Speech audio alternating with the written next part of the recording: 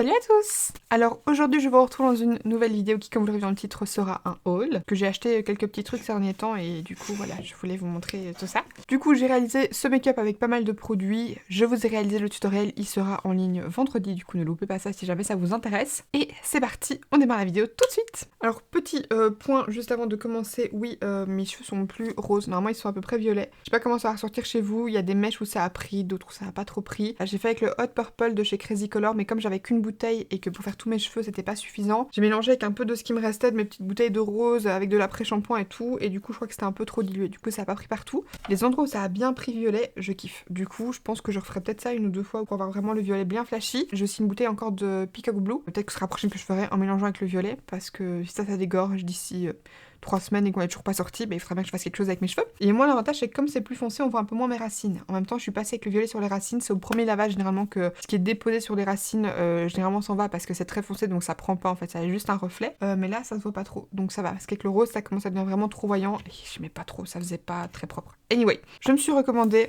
la palette Subculture, et d'ailleurs je l'ai commandée 2 fois parce qu'en fait elle est arrivée cassée. En fait je vous avais dit dans mes anciennes vidéos, et toutes les vidéos où je parle de palette etc, que la Subculture c'est la palette que j'ai le moins appréciée. C'est celle que je déteste de chez Anastasia, je la supporte pas, la qualité c'est vraiment pas ça. En fait mes fards lumineux étaient pas du tout intenses, on savait limite pas les prélever, ils s'appliquaient pas, et pour tout ce qui était fard mat, ils étaient hyper poudreux, ils se dégradaient très très mal. Et alors en fait à chaque fois que je prenais un fard et que je le dégradais, il y avait une espèce d'autre couleur un peu marron grisâtre qui se formait alors qu'il n'y avait pas d'autre fard en fait. Ça c'était super chiant, et en fait ma collègue Marine, ma collègue et amie Marine, parce que je vous dis ma collègue, du coup on bossait ensemble mais c'est devenu plus ma pote qu'autre chose, avait celle-là, elle m'avait dit qu'elle c'était sa préférée, qu'elle comprenait pas et tout, que les siens étaient bien pigmentés, qu'ils se travaillaient bien, et elle me l'a un jour prêté, j'ai fait un make-up avec et j'étais comme une ouf parce que la qualité des fards était hyper bien. En fait mes fards lumineux à moi, c'était comme une texture un peu mousse pâte à modeler, un peu comme les palettes Love You So Mochi de chez NYX, mais les siens ils étaient pas comme ça, ils étaient vraiment poudreux et intenses. Et comme la Subculture c'est genre ma palette préférée question harmonie, je la trouve vraiment trop belle, j'adore les fards un petit peu vert, jaune etc, je la kiffe. Mais du coup, je m'étais séparée de la mienne, j'ai donné à quelqu'un. Et je m'étais dit que je me la recommanderais parce que j'aimais vraiment cette palette et que quand j'ai testé de Marine, ça m'a vraiment donné envie de la recommander. Le seul truc c'est que je sais en fait qu'il y a eu différentes versions de cette palette là, puisque ils ont dit l'avoir reformulée. Et le truc c'est que je savais pas si Marine ou moi avions la reformulation ou si ma palette à moi était juste défectueuse ou voilà. Ce qui fait que je l'ai recommandée. Sur le site de Anastasia, même parce qu'elle c'était là qu'elle l'avait commandée, est arrivée une première qui est celle-ci, Cathy. En fait il y a le phare ici New Wave qui est pété. Il y avait le phare Adorn et le phare électrique qui étaient aussi tous les deux pétés, mais ceux-là comme ils sont un peu, je vous dis, pâte à modeler, ce qui fait que vous aurez compris, j'ai pu un petit peu les retaper. Et je suis deg parce que c'est la même texture que la mienne en fait. Donc je sais pas, je pense en fait que Marine a dû du coup avoir la première version, mais là on dirait que c'est pigmenté, mais vous voyez dès que vous l'appliquez, il y a rien quoi. Le Far Cube c'est pareil, je sais pas si vous voyez, mais vraiment j'appuie mais il y a rien qui vient quoi. Et franchement je sais pas comment vous montrer, mais j'appuie vraiment dedans. Quand vous l'appliquez ça fait rien. Donc c'est trop décevant. Franchement je suis deg parce que c'est pas donné. Du coup je renvoie un premier mail parce que clairement ça s'était pété, donc j'en voulais une autre. Et en même temps je me suis dit que peut-être ce serait la nouvelle texture. Est arrivée la palette avec le fard Axis défoncé.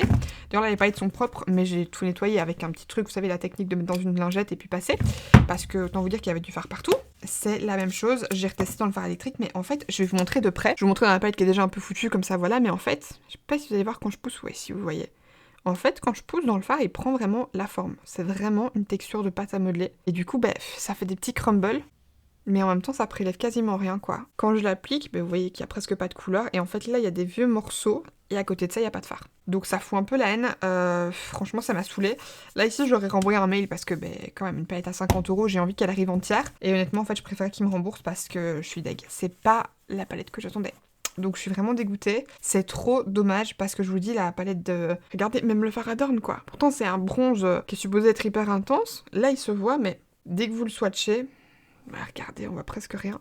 Et ça va pas quoi. Ça va vraiment pas. Et je vous dis, ça me dégoûte parce que c'est vraiment de toutes les palettes que j'ai possédées, c'est celle qui m'a vraiment donné le plus envie dans les premières que j'ai achetées. Et qui encore maintenant, quand je la vois, me donne trop envie de faire plein de make-up parce que c'est une harmonie que j'adore. C'est une harmonie hyper originale. Et le problème, c'est que j'ai testé dans d'autres marques. J'ai testé le dupe de Make Up Revolution. ça n'allait pas du tout, c'était pas pigmenté, ça se dégradait pas bien. C'était un peu le même problème que l'Anastasia, sauf qu'en plus les fards étaient pas poudreux. Mais sinon il n'y avait pas de pigmentation, donc c'était pas top. Enfin, je voudrais vraiment essayer de trouver, parce que du coup je comprends qu'il y a des gens qui adorent la palette, parce que c'est la même formule que Marine, effectivement, elle est folle. Mais celle-là ça va juste pas.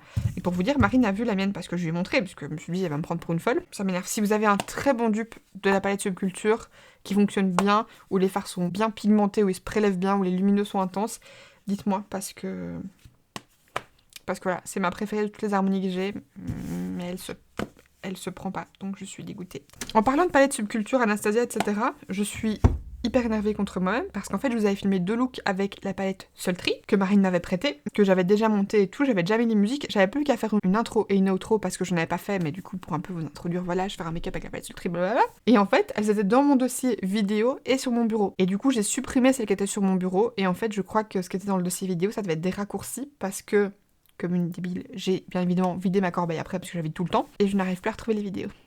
Du coup, j'ai filmé et j'ai monté 2 vidéos pour rien.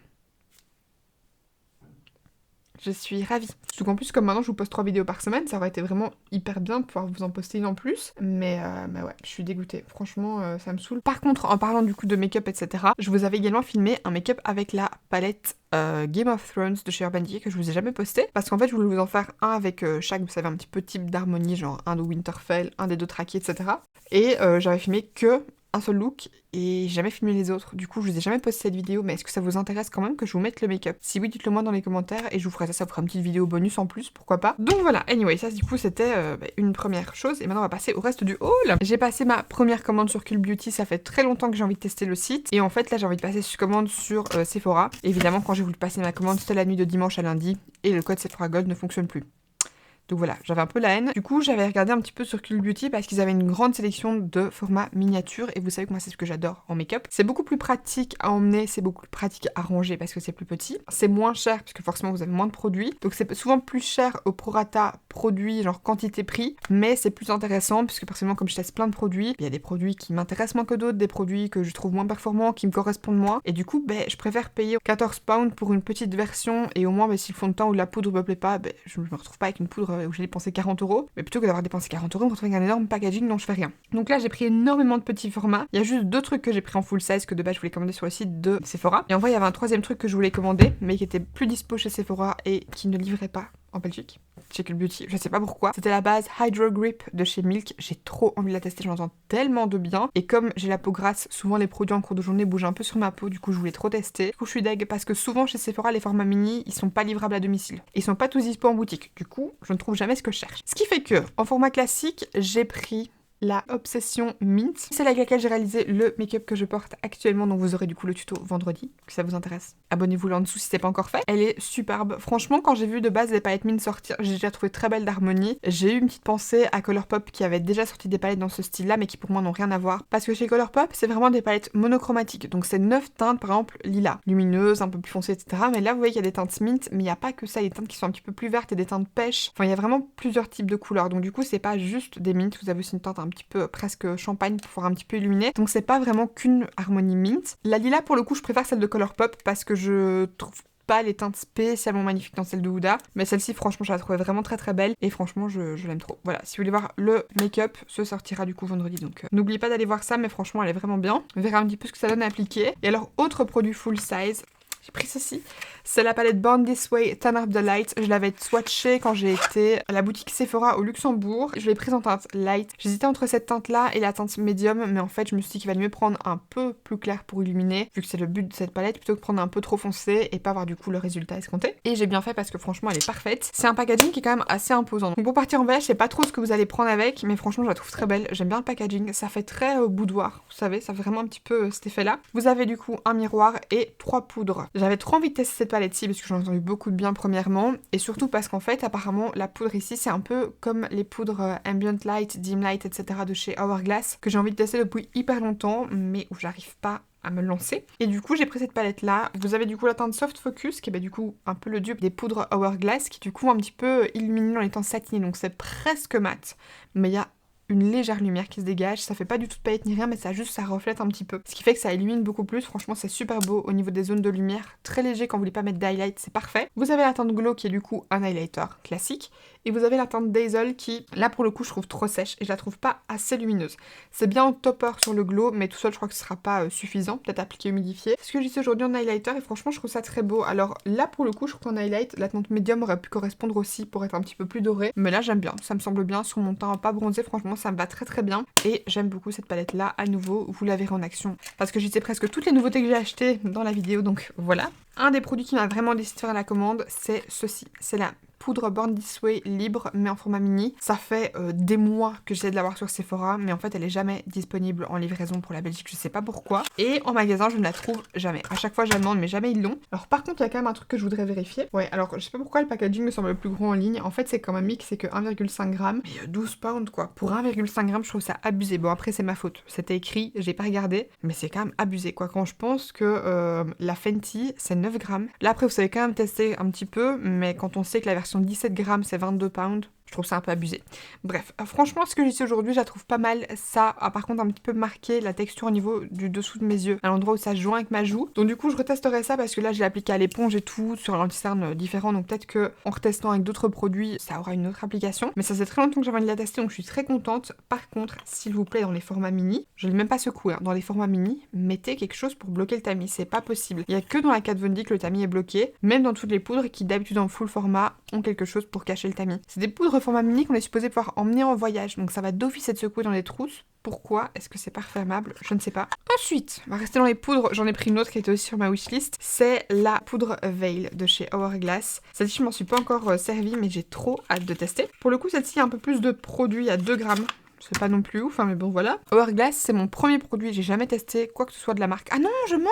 J'ai le petit primer, le primer Veil aussi de la même gamme du coup. Donc non, en fait, c'est mon second produit. Le packaging est trop beau, un petit peu marron brillant. Je trouve ça vraiment, ça fait très classe en fait. J'ai trop hâte de tester ça. Dès que je l'aurai fait, je vous en donnerai des nouvelles. J'ai pris le petit Bronze & Glow Duo de chez Natasha Denona. Ces grandes palettes teintes me donnent vachement envie.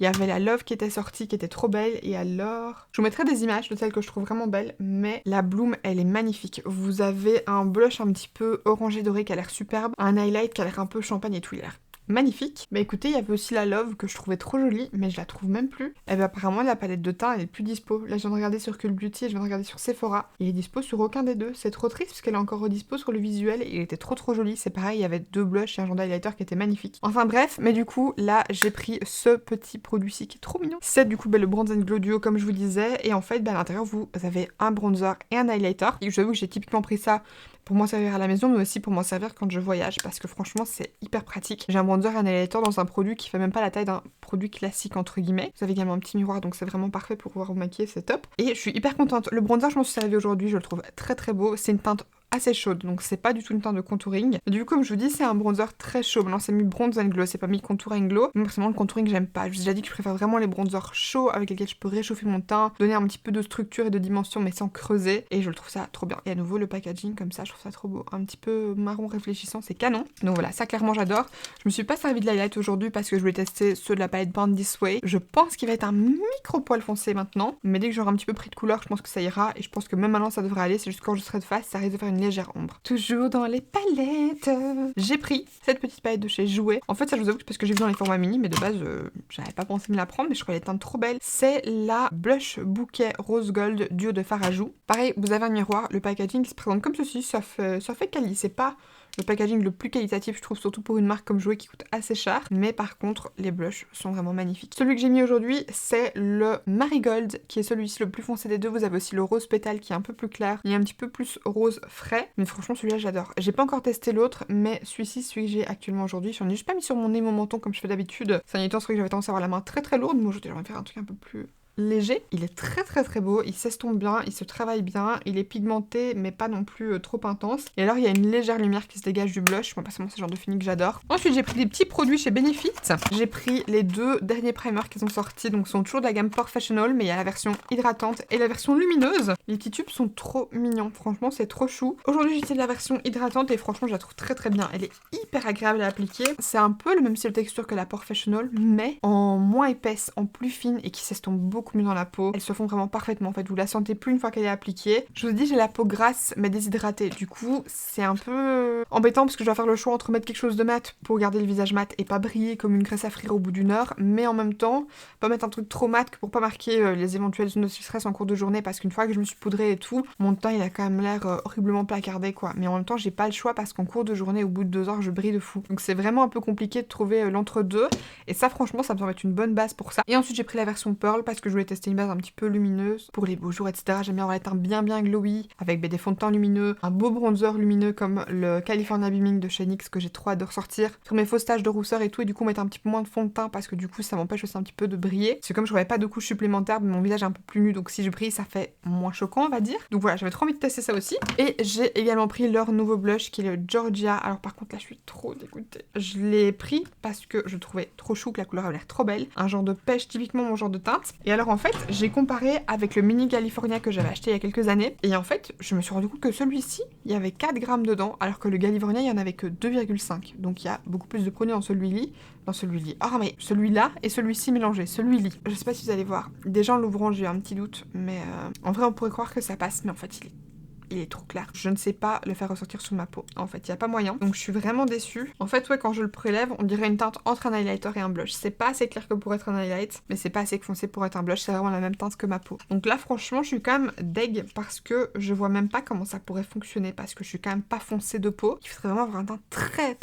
très clair pour pouvoir se servir de ce blush comme blush. Ou alors la peau vachement plus foncé, genre métissé ou quoi. Genre s'en servir comme highlighter, mais du coup je suis vraiment déçue parce qu'il y avait le petit pinceau et tout qui était trop mignon. Mais j'ai voulu l'appliquer aujourd'hui, j'avais beau en prendre, en fait il se voyait juste pas du tout. C'était vraiment presque la même teinte que ma carnation. Donc je suis vraiment dégoûtée là pour le coup parce qu'il avait l'air hyper beau, il y a une légère lumière qui s'en dégage. Il y avait tout pour me plaire, mais la couleur est trop claire. Je suis dégoûtée. Et du coup, dernier produit de cette vidéo, la CC crème de chez It Cosmetics. Je vous avais dit que je l'avais demandé en petit échantillon quand j'étais partie à Lille, fin octobre, début novembre je pense, et je l'avais trouvé super bien. J'en ai déjà servi 2-3 fois et franchement j'avais adoré. Et du coup, là comme il est en format mini, je l'ai commandé parce que pareil, j'aime bien avoir des gros formats, mais au final comme je tourne quand même entre pas mal de produits pour les vidéos et tout, et même dans ma vie de tous les jours, j'aime bien tourner entre plein de trucs différents, mais du coup, prendre un gros format de 30 ml, c'était pas forcément nécessaire. Là on dirait que c'est minuscule, mais il y a quand même 12 ml, donc c'est la moitié d'un format classique, et c'est hyper pratique pour emmener. C'est ce que j'ai appliqué aujourd'hui également. Je la trouve super jolie, c'est une texture qui est très agréable. Vous la sentez pas sur la peau, mais pour autant il y a une très belle couvrance. Là je me suis servie aujourd'hui, je trouve ça très bien. C'est moins jaune que la plupart des produits que j'utilise d'habitude parce que j'aime bien prendre un sous-ton vraiment jaune parce que je trouve que ça me va mieux. Mais là pour le coup je trouve que c'est très bien. Je pense que vous voyez par rapport à mon cou il y a zéro démarcation, donc ça c'est parfait. Et en même temps il y a des vertus hydratantes et anti-âge, donc c'est très bien. Et dedans vous avez un